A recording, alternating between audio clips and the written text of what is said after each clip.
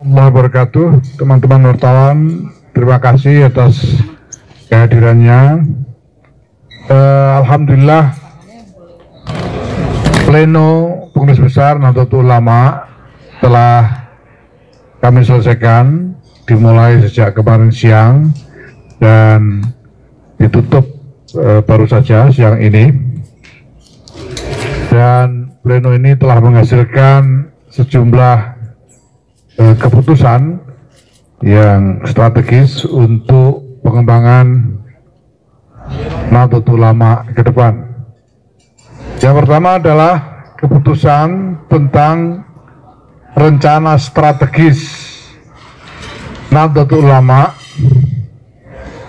untuk 3 tahun ke depan sampai dengan 2027 yang merupakan desain awal dan fondasi bagi pengembangan satu model strategi organisasi yang menyeluruh dan koheren secara nasional. Rencana strategis ini nanti akan dijabarkan ke dalam rencana-rencana strategis di tingkat daerah, mulai provinsi, kabupaten, sampai dengan kecamatan dan desa, sesuai dengan struktur kepengurusan Nahdlatul Ulama dan juga dengan badan-badan otonom yang ada di lingkungan Nahdlatul Ulama seperti Muslimat NU, GP Ansor NU, Fatayat NU, Ibnu PBNU, dan lain-lain. Yang kedua, telah diputuskan juga desain strategi transformasi digital NU beserta dengan model platformnya. Jadi PBNU telah berhasil membangun satu platform digital yang nantinya akan diberlakukan sebagai wahana penyelenggaraan organisasi secara digital, secara menyeluruh dan nasional, yang melibatkan bukan hanya struktur Nahdlatul Ulama, struktur organisasi NU dari pusat sampai ke desa, tapi juga struktur badan-badan otonom NU, semuanya akan diintegrasikan ke dalam wahana digital yang dibangun oleh PBNU ini. Begitu juga berbagai macam layanan yang diselenggarakan oleh Nahdlatul Ulama untuk warga dan masyarakat ini juga akan diintegrasikan ke dalam platform digital ini. Maka kami sebut platform digital ini sebagai dengan nama Digdaya NU, digitalisasi data dan layanan Nahdlatul Ulama. Kemudian yang ketiga sebagai keputusan pleno adalah desain Akademi Kepemimpinan Nasional NU yang akan menjadi satu wahana pendidikan kader pemimpin NU dengan materi, dengan kandungan kapasitas-kapasitas bukan hanya yang relevan untuk konteks kepemimpinan domestik dalam negeri saja, tapi juga relevan untuk kepemimpinan dalam konteks internasional. Dan untuk ini Nahdlatul Ulama akan bekerja dalam satu jaringan internasional yang luas, mulai dari Timur Tengah, Amerika Serikat, Eropa maupun Afrika. Dan jaringan itu sudah terbentuk dalam rentang waktu yang cukup lama sampai sekarang, dan ini akan diaktifkan untuk mendukung Akademi Kepemimpinan Nasional Nahdlatul Ulama. Akademi ini kita umumkan sekarang saat ini, tapi baru akan kita mulai tahun depan. Programnya sendiri baru akan kita mulai tahun depan, tapi kami umumkan saat ini untuk memberi kesempatan kepada kader-kader Nahdlatul Ulama mempersiapkan diri, karena kami akan menetapkan syarat keikutsertaan yang cukup tinggi standarnya, antara lain bahwa para peserta, mereka yang ingin ikut serta dalam program ini harus memiliki kecakapan berbahasa Inggris dengan TOEFL 650, dan juga diutamakan diikuti juga dengan kecakapan berbahasa Arab. Dan di dalam seleksi nanti akan dilakukan semacam tes menyangkut berbagai wawasan, termasuk wawasan sosial, ekonomi, politik, domestik, dan wawasan geopolitik sebagai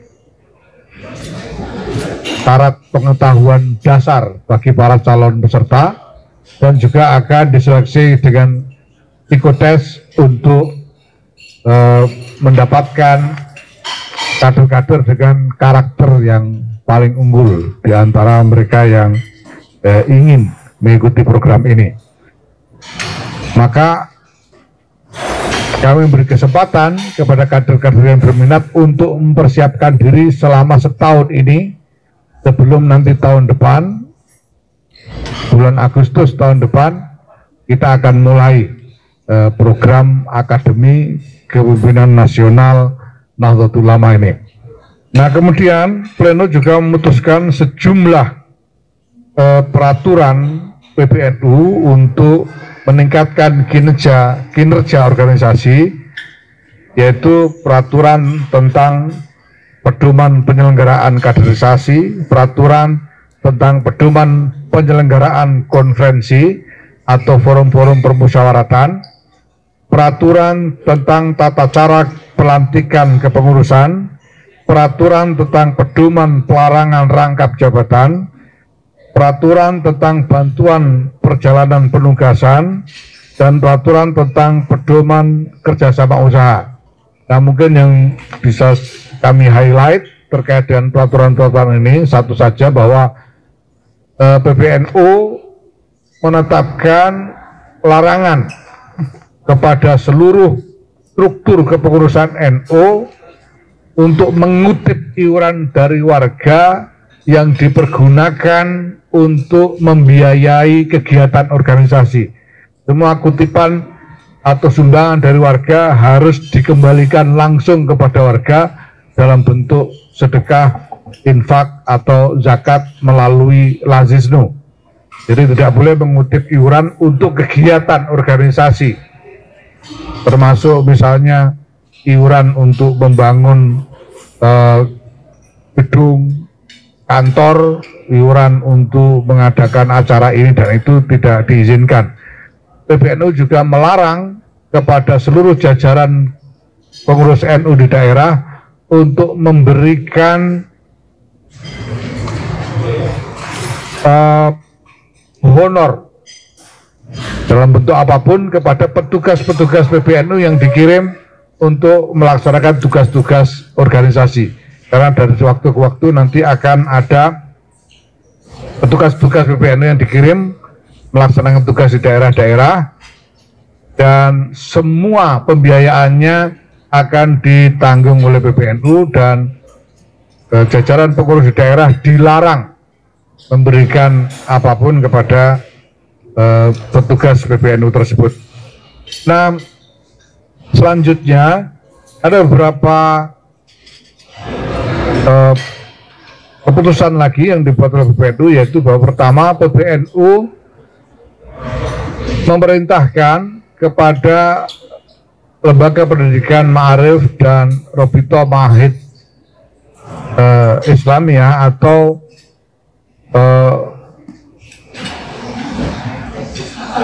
asosiasi pesantren-pesantren untuk melakukan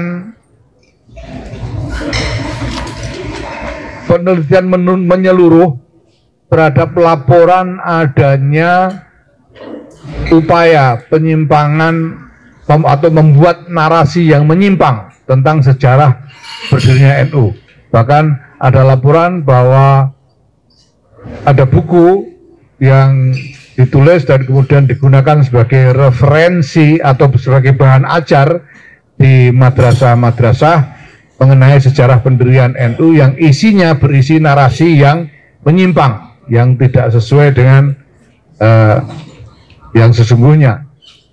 Nah, ini kami memerintahkan kepada LP Ma'arif dan RMI untuk melakukan penelitian secara menyeluruh dan mendalam, dan apabila memang ditemukan buku-buku atau bahan ajar yang seperti itu, ini harus dicabut, ya, harus ditarik dari peredaran dan tidak boleh dipergunakan di lembaga-lembaga pendidikan NU, karena akan bukan hanya mengaburkan, bahkan menyimpangkan sejarah berdirinya NU. Kemudian kami juga membuat keputusan, pleno juga membuat keputusan tentang soal rektor, ya, soal jadi masa jabatan rektor. Jadi NU punya sekian banyak perguruan tinggi baik universitas maupun institut-institut, dan tadi pleno telah menetapkan aturan tentang masa jabatan rektor di perguruan tinggi tersebut. Nah, kemudian juga ada keputusan tambahan yang muncul dari permintaan para peserta pleno terkait dengan perkembangan mutakhir dalam hubungan NU dengan Partai Kebangkitan Bangsa. Jadi karena akhir-akhir ini ada artikulasi-artikulasi yang secara sangat frontal dan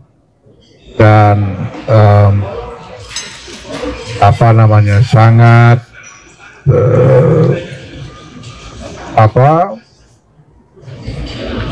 tajam, ya, terhadap PBNU dari arah Partai Kebangkitan Bangsa, dan juga menyangkut berbagai macam perkembangan mutakhir yang merupakan dinamika hubungan di antara dua entitas ini. Ya, saya harus sampaikan terus terang bahwa ada banyak komplain ada dari para peserta pleno, ya, dan kemudian untuk mencari jalan, kami tidak ingin membuat langkah yang tergesa-gesa terkait dengan ini, maka kemudian pleno memberikan mandat kepada dua orang. Yang pertama adalah Kiai Anwar Iskandar, Wakil Rois Am, dan Bapak Amin Said Husni, Wakil Ketua Umum, untuk mendalami masalah ini dan kemudian memberikan rekomendasi-rekomendasi kepada PBNU mengenai langkah-langkah yang harus diambil. Ya. Kenapa dua orang ini? Karena Kiai Anwar Iskandar ini adalah di antara para as-sabiqun al-awwalun dari Partai Kebangkitan Bangsa yang tersisa. Jadi generasi perintis, pendiri dan pejuang awal dari PKB yang tersisa. Dulu ada Kiai Khalil Bisri, Kiai Idris Marzuki, Kiai Mas Subadar, Kiai Abdurrahman Khudori, Kiai Warsun Munawar dan sebagainya, semuanya, ya, Kiai Aziz Mansur, dan semua sudah tiada. Nah, ini masih ada satu Kiai Anwar Iskandar, maka beliau kita minta untuk memimpin upaya mendalami masalah ini.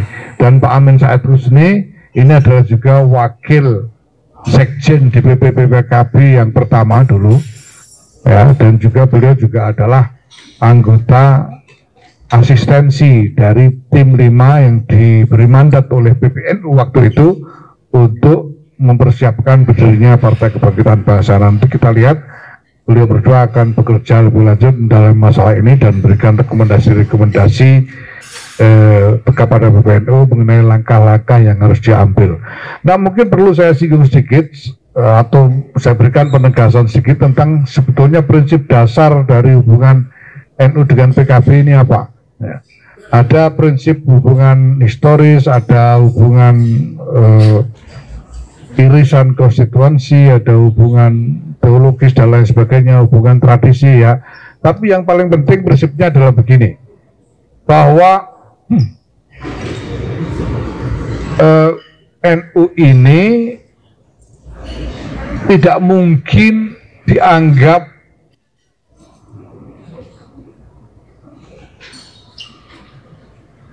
kongruan dengan PKB. NU dan PKB ini beda-beda. Ya. PKB itu tidak bisa NU hanya untuk PKB saja, itu tidak bisa. Seringkali saya singgung di mana-mana bahwa warga NU yang menjadi konstituen PKB itu tidak sampai 20%. Sementara yang lain-lain tersebar di berbagai partai yang lain. Nah, maka NU juga harus berpikir tentang hubungan dengan semua kekuatan politik yang ada, bukan hanya PKB. Ya, ini tidak berarti NU tidak mau berurusan dengan PKB atau NU berlepas diri dari PKB, tidak, tapi NU tidak mau hanya mengurusi PKB saja, kira-kira begitu. Yaitu prinsip dasarnya seperti itu, tetapi bahwa kemudian ini menimbulkan semacam sentimen negatif dari sejumlah elit PKB sehingga mereka sampai menyerang PBNU dengan berbagai macam serangan yang sangat tajam. Nah, ini menjadi persoalan bagi PBNU karena ini jadi soal lembaga yang ya katakanlah disepelekan, direndahkan dan lain sebagainya, dan PBNU secara kelembagaan perlu mengambil sikap dan mungkin mengambil langkah-langkah terkait dengan hal ini.